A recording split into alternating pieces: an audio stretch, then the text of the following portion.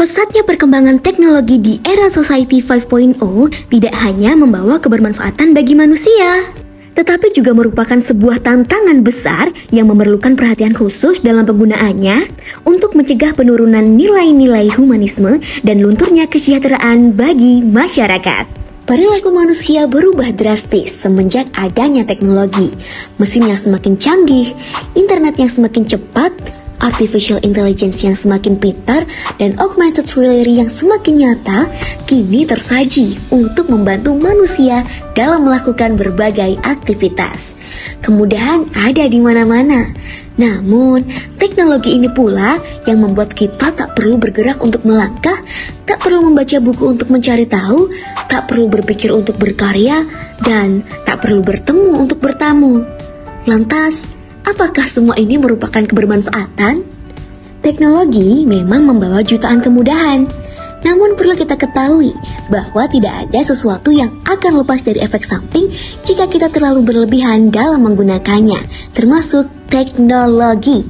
Memang, inovasi teknologi yang semakin canggih ini mempermudah kita untuk memperoleh segala hal, seperti mesin canggih yang dapat memproduksi banyak barang tanpa perlu tenaga lebih. Kemudian memperoleh informasi menarik melalui internet dan membuat tulisan berbantuan AI sehingga kita tak perlu lama berpikir. Namun, inilah yang mengubah perilaku manusia. Dekadensi nilai-nilai humanisme dan kesejahteraan masyarakat mulai terjadi. Mengapa demikian? Baik, mari sejenak kita renungkan. Semula, teknologi diciptakan untuk mempermudah aktivitas manusia. Namun seiring berjalannya waktu, semua yang kita peroleh melalui teknologi membuat kita seolah-olah tak perlu manusia. Bagaimana tidak, berbagai lapangan pekerjaan hilang karena tergantikan oleh mesin. Manusia hanya dinilai sebagai tenaga kerja yang akan memakan banyak biaya.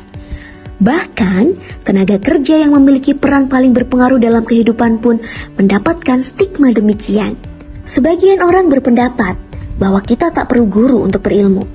Cukup dengan internet saja, katanya semua ilmu tersedia di sana. Padahal puncak pendidikan bukanlah ilmu loh teman-teman, tetapi juga karakter yang bermutu.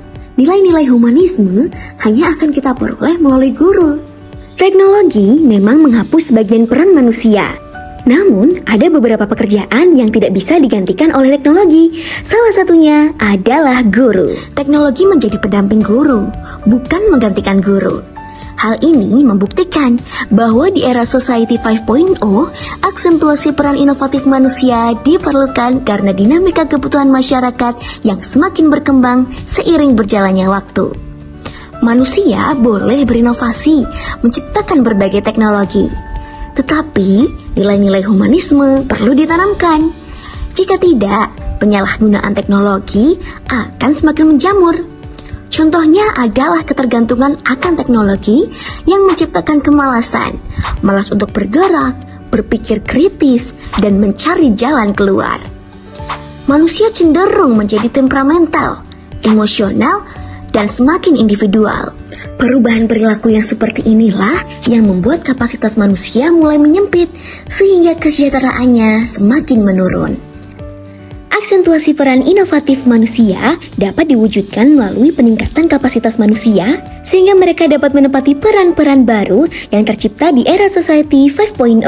Manusia dapat berperan sebagai 4P dalam penggunaan teknologi, yaitu pencipta, pengarah, pengawas, dan pembatas, sehingga mencegah adanya penyalahgunaan teknologi yang melanggar nilai-nilai humanisme. Contohnya adalah peretasan, scam atau pencurian data pribadi, plagiarisme, penyebaran ujaran kebencian, berita bohong, percobaan tak berkemanusiaan, dan tindakan-tindakan tak beradab lainnya. Disinilah kolaborasi lintas disiplin di era Society 5.0 diperlukan. Peran inovatif manusia dapat mengimbangi dinamika perubahan zaman. Kapasitas manusia dapat ditingkatkan melalui pendidikan agar dapat beradaptasi dengan perubahan zaman.